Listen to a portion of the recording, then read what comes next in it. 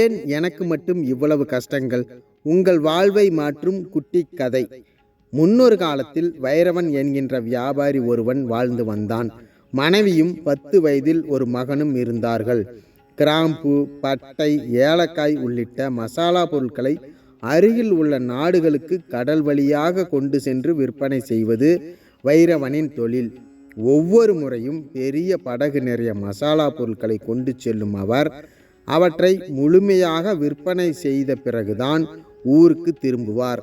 ஒரு முறை வைரவன் படகில் புறப்பட தயாரான போது அவரது 10 வயது மகனான இந்திரன் நானும் படகில் வருவேன் என்று அடம் பிடித்தான். வியாபாரி வைரவன் எவ்வளவோ சொல்லியும் அவன் கேட்கவில்லை. சரி, அவன்தான் ஆசைப்படுகிறான். பிற்காலத்தில் அவன் உங்களை மாதிரி ஒரு வியாபாரியாகத்தானே போகிறான். அதற்கு முன் அனுபவமாக அவனை இப்போது அழைத்து சென்று வாருங்கள் என்றாள் அவரது மனைவி. மனைவியே சொல்லிவிட்டதால் 10 வயது மகன் இந்திரனுடன் கடல் கடந்து பயணித்தார் வியாபாரி வைரவன். ஒரு வார பயணத்துக்கு பிறகு ஒரு அழகிய தீவை அவர் சென்றடைந்தார். பச்சை பசேல் என்று மிக அழகாக இருந்தது அந்த சிறிய தீவு. அன்று முழுவதும் அங்கேயே ஓய்வெடுக்க நினைத்தார். அவரது மகன் இந்திரனுக்கும் அந்த தீவு ரொம்ப பிடித்து போனது. தந்தையும் மகனும் சிறிது தூரம் நடந்து சென்றார்கள். ஓரிடத்தில் முனிவர் ஒருவர் தன்னுடைய மாணவர்களுக்கு வினோதமான பாடம் ஒன்றை சொல்லிக் கொடுத்து கொண்டிருந்தார். முனிவர் பேசுவதும் இங்கிருந்த பிற மாணவர்கள் பேசுவதும் பறவை எழுப்பும் ஒலியாக இருந்தது. அதை பார்த்து ஆச்சரியமடைந்த வியாபாரி வைரவன் முனிவர் அருகில் சென்று வணங்கி நின்றான். முனிவரே, நான் ஒரு வியாபாரி, ஓய்வெடுக்க இங்கு வந்தேன். வந்த இடத்தில் உங்களை பார்த்தேன். பறவைகள் போல இங்கே எல்லோரும் ஒலி எழுப்புவது எனக்கு ஆச்சரியமாக இருக்கிறது. இங்கே என்ன நடக்கிறது என்பதை நான் தெரிந்து கொள்ளலாமா என்று கேட்டார். அதற்கு முனிவர், வியாபாரியே, இந்த பறவைகளுக்கு பறவைகள் சாஸ்திரத்தை கற்றுக் கொடுத்து கொண்டிருக்கின்றேன். இந்த சாஸ்திரத்தை ஒருவர் கற்றுக்கொண்டால் பறவைகள் பேசுவது நமக்கு புரியும். நாமும் அந்த பறவைகளுடன் பேசலாம் என்றார். இதை கேட்ட வியாபாரி வைரவனின் மகன் இந்திரனுக்கும் அந்த பறவைகள் சாஸ்திரத்தை கற்க வேண்டும் என்கின்ற ஆசை வந்துவிட்டது. மகன் ஆசைப்பட்டதால் பக்கத்து நாட்டில் வியாபாரம் முடிந்து திரும்பும்போது மகனை மறுபடியும் வந்து அழைத்து செல்கின்றேன். அவனுக்கும் பறவைகள் சாஸ்திரத்தை கற்றுக் கொடுங்கள் என்றார் வியாபாரி வைரவன். குரு தட்சணையாக பொற்காசுகள் நிரம்பிய 2 பையையும் அந்த முனிவரிடம் தந்தார். பிறகு 10 வயது மகன் இந்திரனை அந்த தீவில் விட்டுவிட்டு வியாபாரம் செய்யும் நாட்டை நோக்கி பயணித்தார் வைரவன். கொண்டு சென்ற மசாலா பொருட்களை வியாபாரம் செய்து முடித்த போது 2 வருடங்கள் முடிந்துவிட்டன. மசாலா பொருட்களை விற்பனை செய்ததில் பெரிய அளவில் பொருள் சேர்த்திருந்தார் வைரவன். அந்த சந்தோஷத்துடன் தாய்நாட்டுக்கு திரும்பினார். இப்போது வேறு ஒரு படகில் வந்து கொண்டிருந்தார். என்னதான் சரியான திசையில் பயணித்தாலும் வைரவனின் மகன் பறவைகள் சாஸ்திரம் படித்து கொண்டிருந்த தீவை மீண்டும் அடைய முடியவில்லை. வேறு வழி தெரியாமல் தாய்நாட்டுக்கு திரும்பினார் வைரவன். வீட்டுக்கு வரும் வழியில் பலமாக யோசித்தார். மகன் எங்கே என்று மனைவி கேட்பாளே, அவளுக்கு என்ன பதில் சொல்லலாம்? அவனை கொண்டு போய் விட்ட தீவை மறந்துவிட்டேன் என்று சொன்னால் தேவையில்லாத பிரச்சனை தான் வரும் என்று நினைத்தவர் வேறு ஒரு திட்டம் தீட்டினார். 2 வருடம் கழித்து வீட்டுக்கு வந்த கணவனை மகிழ்ச்சியோடு வரவேற்றாள் வைரவனின் மனைவி. அவளது கண்கள் அவளது மகன் இந்திரனை தேடியது. என் மகன் எங்கே? 2 ஆண்டுக்கு பிறகு அவனை பார்க்க போகிறேன். அவன் பெரியவன் ஆகிவிட்டானா என்றெல்லாம் கேட்டாள். வைரவனிடம் அதற்கு பதில் இல்லை. ஏன் அமைதியாக இருக்கிறீர்கள் என்று அவள் கேட்ட பிறகு அவராகவே ஒரு கதையை சொன்னார். படகில் வரும் வழியில் பெரிய கடல் திடீரென்று பொங்கி பெரிய விபத்து ஏற்பட்டது. அதில் நம் மகன் கடலுக்குள் விழுந்து பலியாகி விட்டான். எவ்வளவோ முயற்சி செய்தும் அவனை என்னால் காப்பாற்ற முடியவில்லை என்று கூறிய வைரவன் கண்ணீரையும் வலுக்கட்டாயமாக வரவழைத்தார். பெற்ற பிள்ளையை இழந்து விட்டோமே என்று அவளது மனம் பதறியது. கதறி அழுதாள். பொய்யான ஆறுதல் சொல்லி அவளை தேற்றினார் வைரவன். 10 ஆண்டுகள் கடந்தன. மீண்டும் பக்கத்து நாட்டுக்கு வியாபாரம் செய்ய படகில் புறப்பட்டார் வைரவன். இருந்த ஒற்றை பிள்ளையையும் பலி கொடுத்து விட்டோம். இனி நீங்கள் வியாபாரம் செய்துதான் நாம் வாழ வேண்டுமா? இருப்பதை வைத்துக்கொண்டு சந்தோஷமாக வாழலாமே என்று அவரது மனைவி சொல்லி பார்த்தாள். இந்த ஒரு முறை மட்டும்தான் வியாபாரத்துக்கு போகிறேன். வரும்போது எப்போதும் இல்லாத அளவுக்கு பெரும் செல்வத்துடன் திரும்பி வருகிறேன். அதை வைத்து நாம் சந்தோஷமாக வாழலாம் என்று மனைவியிடம் சமாதானம் சொல்லிவிட்டு படகில் கடல் பயணம் தொடங்கினார் வைரவன். இந்த முறை திரும்பி வரும்போது பறவைகள் சாஸ்திரம் கற்பதற்காக விட்டு சென்ற மகனை கண்டுபிடித்து கூட்டி வர வேண்டும் என்று முடிவு செய்தார். வியாபாரம் முடிய இந்த முறையும் 2 ஆண்டுகள் ஆகிவிட்டது. திரும்பும் வழியில் மகனை கடந்த முறை விட்டு சென்ற தீவை ஆர்வத்தோடு தேடினார். அவரது தேடலுக்கு பலன் கிடைத்தது. ஒரு வழியாக அந்த தீவை கண்டுபிடித்து அங்கே சென்றார் வைரவன். காட்டுக்குள் சிறிய தூரம் நடந்து சென்று அந்த முனிவரின் ஆசிரமத்தை அடைந்தார். 14 ஆண்டுகளுக்கு பிறகு வந்தாலும் அந்த வியாபாரியை அடையாளம் கண்டு கொண்டார் முனிவர். முனிவரே, நான் தான் வியாபாரி வைரவன். 14 ஆண்டுகளுக்கு முன்பு என்னுடைய மகன் இந்திரனை பறவை சாஸ்திரம் கற்பதற்காக இங்கு விட்டு சென்றேன். வியாபாரம் முடிந்து திரும்பி வரும்போது வழி மாறிவிட்டேன். இந்த முறை எப்படியாவது இங்கு வந்தாக வேண்டும் என்று முயற்சி செய்து ஒரு வழியாக இங்கே வந்துவிட்டேன். என் மகன் எங்கே என்று ஆசையாக கேட்டார் வைரவன். அதோ மற்ற மாணவர்களுக்கு பாடம் சொல்லி கொண்டிருக்கிறானே ஒரு இளைஞன், அவன்தான் உன்னுடைய மகன் என்று சொன்னார். முனிவர் இந்திரனை அழைத்தார். அவனும் முனிவர் அருகில் வந்து நின்றான். முனிவருக்கு பக்கத்தில் நிற்பது தன்னுடைய தந்தை என்பது அவனுக்கு தெரியவில்லை. முனிவர் தான் அவனது தந்தையை அறிமுகம் செய்து வைத்தார். 14 ஆண்டுகளுக்கு பிறகு மீண்டும் சந்தித்து கொண்ட தந்தையையும் மகனும் கட்டிப்பிடித்து அன்பை பரிமாறி கொண்டார்கள். பறவைகள் சாஸ்திரத்தை மிகச் சிறப்பாக கற்று இருந்த தன்னுடைய மகனை அழைத்து செல்ல விரும்பிய வைரவன் முனிவரிடம் 2 பைகள் நிறைய பொற்காசுகளை மறுபடியும் குருதட்சணையாக கொடுத்தார். மகனை அழைத்து கொண்டு படகில் தாய்நாட்டுக்கு திரும்பினார். படகில் வைரவனோடு அவரது நண்பர்கள் சிலரும் பயணித்து கொண்டிருந்தார்கள். அவர்களிடம் தன் மகனை பெருமையாக அறிமுகப்படுத்தியவர், அவனுக்கு பறவைகள் சாஸ்திரம் நன்கு தெரியும். அதை கற்பதற்காகத்தான் இந்த தீவில் 10 வயது சிறுவனாக விட்டு சென்றேன். 14 வருடங்களுக்கு பிறகு இப்போதுதான் நான் அவனை மீண்டும் என்னுடன் அழைத்து செல்கிறேன் என்றார். படகில் இருந்த எல்லோரும் பறவைகள் சாஸ்திரத்தை கற்ற இந்திரனை பாராட்டினார்கள். அப்போது அந்த படகின் பாய்மரத்தில் 2 பறவைகள் வந்து அமர்ந்தன. கீச் கீச் என்று அந்த பறவைகள் பேசிக்கொண்டன. இந்திரனுக்குத்தான் பறவைகள் சாஸ்திரம் தெரியுமே, இந்த பறவைகள் அப்படி என்னதான் பேசுகின்றன என்பதை கேட்டு சொல்லுங்கள் என்று வைரவனிடம் கேட்டார்கள் அவரது நண்பர்கள். வைரவனும் அந்த பறவைகள் என்ன பேசுகின்றன என்று தனது மகன் இந்திரனிடம் கேட்டார். ஆனால் அவன் மௌனமாக இருந்தான். இதை பார்த்த வைரவனின் நண்பர்கள், பறவைகள் சாஸ்திரத்தை இவன் சரியாக கற்கவில்லை போல, அதனால்தான் பதில் சொல்ல முடியாமல் திணறுகிறான் என்று எள்ளி நகையாடினார்கள். வியாபாரி வைரவனுக்கு பெருத்த அவமானம் ஆகிவிட்டது.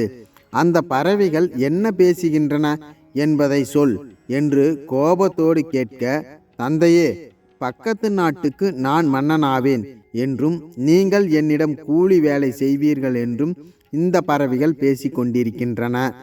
அதை தங்களிடம் எப்படி சொல்வது என்று தெரியாமல் தான் மௌனமாக இருந்தேன் என்றான். இந்திரன் அந்த பறவைகள் இப்படி பேசிக்கொள்ளும் என்று வைரவன் எதிர்பார்க்கவில்லை. அந்த பறவைகள் அப்படி பேசிக்கொண்டது அவனுக்கு பிடிக்கவில்லை. இவன் நாட்டின் மன்னனாவானாம், நான் அவனிடம் கைகட்டி கூலி வாங்குவேனாம்.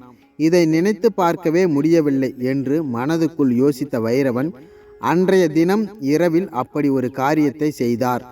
தூங்கிக் கொண்டிருந்த மகனை ஒரு பெட்டிக்குள் கிடத்தி அந்த பெட்டியை நடுக்கடலில் தூக்கி போட்டு விட்டார். மகன் மன்னனாகி தான் கூலி வேலை பார்க்கும் நிலை வந்துவிடக் கூடாது என்பதற்காக அப்படி ஒரு காரியத்தை செய்தார். கடல் பயணம் முடிந்து சொந்த ஊருக்கு திரும்பிய வைரவனுக்கு அங்கே பெரும் அதிர்ச்சி காத்திருந்தது. அவனது வீடு தீக்கிரையாகி இருந்தது. அவரது மனைவி பக்கத்து ஊரில் கூலி வேலை செய்து பிழைத்து கொண்டிருப்பதாக கூறினார்கள். மனைவியை தேடி கண்டுபிடித்த வைரவன் தான் கொண்டு வந்த செல்வத்தை வைத்து தீக்கிரையான வீட்டை புதுப்பித்தார். வரும் வழியில் மகனை சந்தித்தது பற்றியும் அவனை கடலுக்குள் பெட்டியோடு தூக்கி போட்டது பற்றியும் வாய் திறக்கவே இல்லை. இதற்கிடையில் கடலுக்குள் பெட்டியோடு வீசப்பட்ட இந்திரன் ஒரு கடற்கரை கிராமத்தில் கரை ஒதுங்கினான். பிள்ளைகள் இல்லாத ஒரு மீனவ தம்பதியினர் அவனை காப்பாற்றி தங்கள் வீட்டுக்கு அழைத்து சென்றார்கள். தன்னுடைய தந்தை தான் தன்னை கடலுக்குள் தூக்கி போட்டார் என்பதை சொல்ல விரும்பாத இந்திரன் தனக்கு யாரும் இல்லை என்று மட்டும் கூறினான். பிள்ளையில்லாத அந்த மீனவ தம்பதியினர் அவனை தங்கள் மகனாக நினைத்து தங்களுடனே வைத்து கொண்டனர். புதிய தந்தையுடன் தினமும் கடலுக்குள் சென்று மீன் பிடித்து வருவதை வழக்கமாக கொண்டிருந்தான் இந்திரன். ஒரு நாள் அவனது மீனவ தந்தை மீன் பிடிக்க புறப்பட்ட போது 2 பறவைகள் பேசிக்கொண்டிருப்பதை கேட்டான். அதனால் மீனவ தந்தையை கடலுக்குள் மீன் பிடிக்க செல்ல வேண்டாம் என்று கூறி தடுத்தான். இன்று கடலுக்குள் போக வேண்டாம், பலத்த மழை பெய்ய போகிறது, மீறி போனால் ஆபத்தாகிவிடும் என்றான். அவனது மீனவ தந்தைக்கு ஒன்றும் புரியவில்லை. இப்போது நன்றாக வெயில் கொளுத்தி கொண்டிருக்கிறது, ஆனால் நீ பலத்த மழை பெய்கிறது என்கிறாய், நீ என்ன கடவுளா என்று கேட்டார் அந்த அப்பாவி மீனவ தந்தை. அதற்கு இந்திரன் தனக்கு பறவைகள் சாஸ்திரம் தெரியும் என்று கூறியதோடு மரத்தில் உள்ள 2 பறவைகளும் இன்னும் சற்று நேரத்தில் பலத்த மழை பெய்யும் என்று பேசிக்கொண்டன என்பதையும் தெரிவித்தான். அவர்கள் பேசிக்கொண்டிருக்கும் போதே திடீரென்று கருமேக கூட்டங்கள் திரண்டு வந்து மழை பெய்ய ஆரம்பித்தது. மகனின் திறமையை கண்டு வியந்து நின்றார் அந்த மீனவ தந்தை. இதற்கிடையில் அந்த நாட்டு மன்னரின் அரண்மனையில் ஒரு விசித்திர நிகழ்வு நடந்து கொண்டிருந்தது. நாட்டின் மன்னர் ஓய்வெடுக்கும் வசந்த மாளிகையை ஒட்டி இருந்த ஒரு மரத்தில் வந்து அமர்ந்த 3 பறவைகள் திடீரென்று மன்னர் மீது எச்சில் உமிழ்ந்து விட்டு போயின. கூடவே மன்னரை தூங்க விடாமல் கீச்சு கீச்சு என்று அந்த பறவைகள் கத்தின. மன்னரும் அவரது வேலையாட்களும் எவ்வளவோ முயற்சித்தும் அந்த பறவைகள் அங்கே வருவதை தடுத்து நிறுத்த முடியவில்லை. ஒரு நாள் தூங்கி கொண்டிருந்த மன்னரை வழக்கம் போல தொந்தரவு செய்த அந்த 3 பறவைகளும் திடீரென்று மன்னர் மீது கற்களை வீசிவிட்டு பறந்து சென்றன. எந்த ஒரு பறவையும் செய்யாத காரியத்தை இந்த பறவைகள் செய்கின்றனவே என்று நினைத்த மன்னர் அந்த பறவைகளை விரட்டுவோருக்கு பாதி ராஜ்யத்தை தருவதாக அறிவிப்பு செய்தார். இந்திரனின் மீனவ தந்தையின் காதுகளை இந்த செய்தி வந்து சேர்ந்தது. மகனிடம் அது பற்றி கூறி மன்னரை உடனே பார்க்குமாறு கூறினார். இந்திரனும் அரண்மனைக்கு போனான். மன்னனை பார்த்து தனக்கு பறவைகள் சாஸ்திரம் தெரியும் என்று கூறினான். அன்று இரவு தனது மாளிகைக்கு அவனை அழைத்து சென்றான் மன்னன். சிறிது நேரத்தில் தினமும் அங்கே வரும் 3 பறவைகளும் வந்து சேர்ந்தன. வழக்கம் போல கீச்சு கீச்சு என்று கத்தின. இந்திரனுக்கு எல்லாம் புரிந்துவிட்டது. அந்த பறவைகள் அப்படி என்னதான் பேசுகின்றன என்பதை மன்னரிடம் கூறினான். மன்னா, இந்த 3 பறவைகளில் 2 ஆண் பறவைகள், ஒரு பறவை மட்டும் பெண். தென்பகுதியைச் சேர்ந்த ஆண் பறவையை இந்த பெண் பறவை ஏற்கனவே திருமணம் செய்திருந்தது. ஒரு நாள் தென் திசைக்கு சென்ற ஆண் பறவை திரும்பி வரவே இல்லை. பல நாட்கள் காத்திருந்து ஏமாந்து போனது பறவை. அப்போது வடநாட்டில் இருந்து வந்த இன்னொரு ஆண் பறவையை இந்த பெண் பறவை சந்தித்து காதல் கொண்டது. இரண்டும் கணவன் மனைவி ஆகிவிட்டன. இப்போது தென்பகுதியை சென்ற ஆண் பறவையும் வந்துவிட்டது. அது அந்த பெண் பறவையை தன்னுடைய மனைவி என்கின்றது. வடநாட்டு ஆண் பறவையோ அந்த பெண் பறவை தனக்குரியவள் என்றது. இந்த பிரச்சனைக்கு ஒரு தீர்வு காண்பதற்காகத்தான் அவை இங்கே வந்துள்ளன.